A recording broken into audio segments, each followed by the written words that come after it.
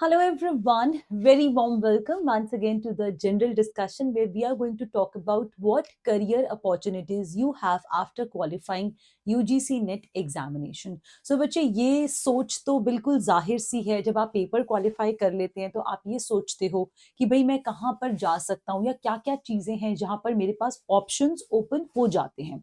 सो उन सब के बारे में हम लोग बात करने वाले हैं। दो UGC net examination is a national level paper, so it opens numerous streams for numerous students, right. So सबके बारे में हम आज के सेशन में बात करेंगे। Hearty welcome to all of you in today's general discussion. So career options क्या है बच्चे? सबसे पहले तो I think as a student you are preparing for UGC NET, तो आपके मन में बहुत सारी क्वेरीज डेफिनेटली आती होंगी, है ना, कि भाई क्या कर सकते हैं, या फिर मुझे लगता है पेपर देने से पहले ही आप अपने माइंडसेट में कहीं ना कहीं बिठा के रखते हैं कि भाई अरे पेपर क्वालिफाई हो जाएगा तो मैं ये बन जाऊंगा या मैं ये कर लूंगा या मैं ये कर लूंगी, है ना। तो उन सब चीजों के बारे में हम बात करते हैं कि भाई क्या क्या चीजें आपके पास ओपन होती हैं।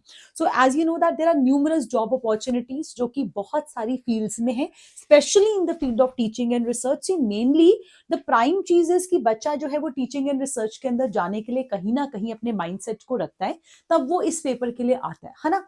So qualifying UGC NET but is not limited only to teaching and research, because we do have some of the other opportunities also जो कि apart from teaching, apart from research work होता है। because कई बार कुछ students ऐसे होते हैं जो non टीचिंग जॉब्स के अंदर भी जाना चाहते हैं, तो वो ऑप्शंस भी हम जो है आज के डिस्कशन के अंदर केटर करने वाले हैं। चलिए जल्दी से मूव करते हैं to the first part which is the prime thing after qualifying UGC NET examination, जो कि है जीआरएफ के लिए जाना। That means candidates who have qualified the junior research fellowship, they can have options to pursue research work definitely in the respective post graduation subject में वो कर सकते हैं research work, and वो अपनी पसंद की यूनिवर्सिटी को भी चूज कर सकते हैं among the net coordinating in institutes, right? They can enroll themselves for PhD course also offered by universities and IIMs. Also you know that आज तो अब तो जो नेट का एग्जामिनेशन है उसके थ्रू ही पीएचडी में एडमिशन हो रहा है ना।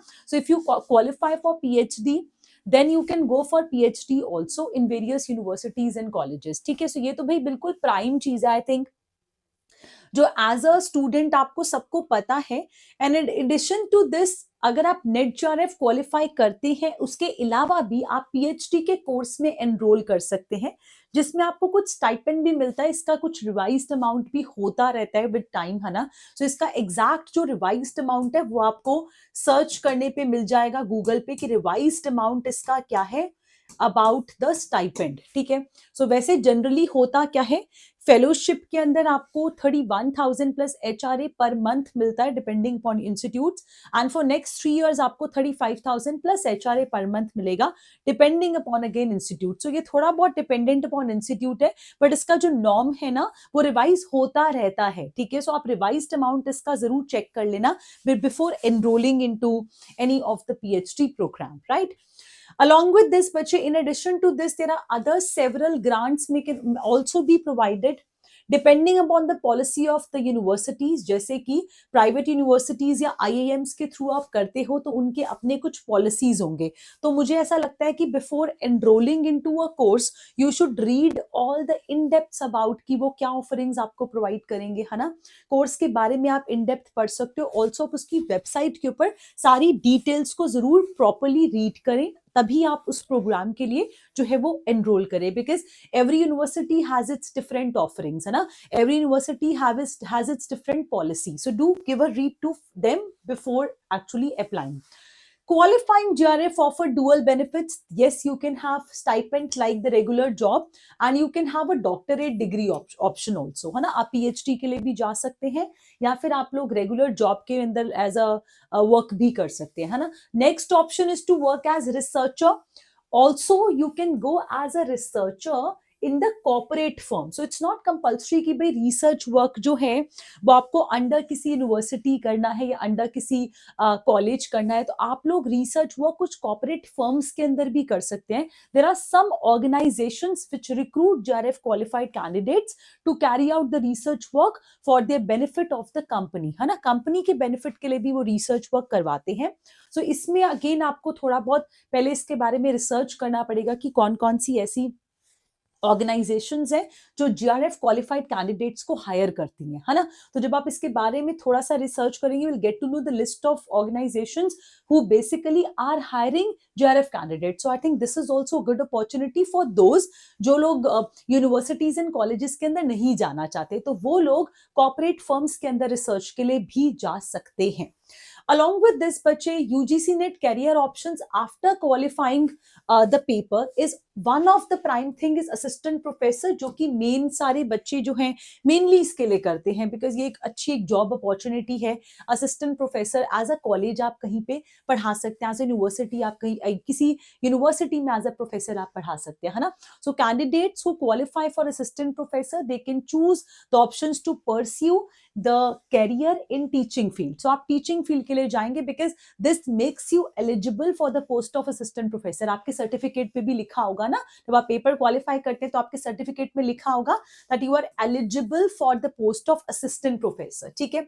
दे can explore the best institutes. Again यहां पर भी मैं देखिए, जॉब कभी आप तक चल के नहीं आएगी, आपको थोड़ा बहुत एफर्ट तो करना पड़ेगा, वेदर इट्स थ्रू न्यूज़पेपर्स और इट्स थ्रू कि भाई आप थोड़ा सा जो है फिजिकली जाएं और इंस्टीट्यूट्स पे विजिट करें, पूछें वहां पर उनकी वैकेंसी कब निकलती है, कैसे आप उन्हें चेक कर सकते हैं, है ना। तो ये थोड़ा सा मेहनत का जरूर काम है इनिशियली, बट हाँ लेटर ऑन जब आप इसमें थोड़ा सा एफर्ट करते हैं ना, तो इसमें आपकी बहुत अच्छी जॉब लगने का चांस होता है। आप सोचिए कि भी जॉब उठ के हमारे तक आएगी, वो कभी कभी नहीं हो पाता, कभी कभी हो भी जाता है, बट अगर आप अच्छा एफर्ट उसके साथ करते हैं, you apply at various places, है ना, you explore the things either through newspapers और थ्रू द जॉब पोर्टल्स, तो वहां पर आपको अच्छे ऑप्शंस भी मिल सकते हैं, right.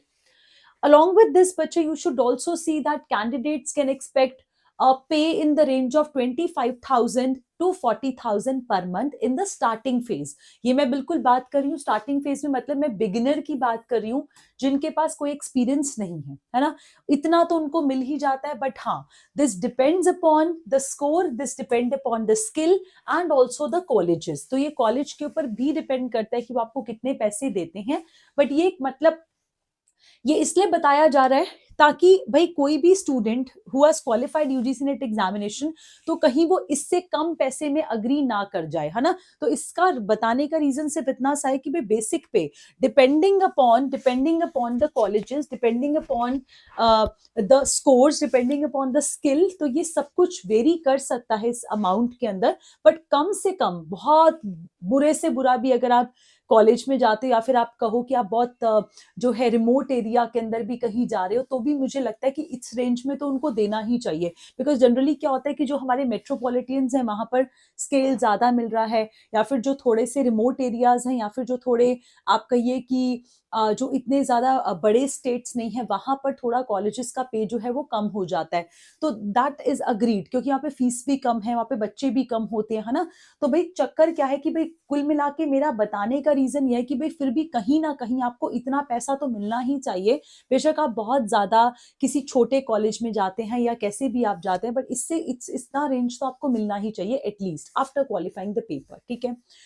Now, the qualifiers can also avail the career options by joining as a faculty in coaching institutes, या अपना भी आप पढ़ा सकते हैं, you can train aspirants also, या फिर अगर आप इंटरेस्ट रखते हैं छोटे बच्चों को भी पढ़ाने में, जिससे आपकी स्किल्स थोड़ी सी इंप्रूव होती हैं, तो आप वो चीजें भी कर सकते हैं एज अ साइड बिजनेस और as a add on to your regular income, है ना। सो ये भी एक ऑप्शन आप लोग अपने पास रख सकते हैं।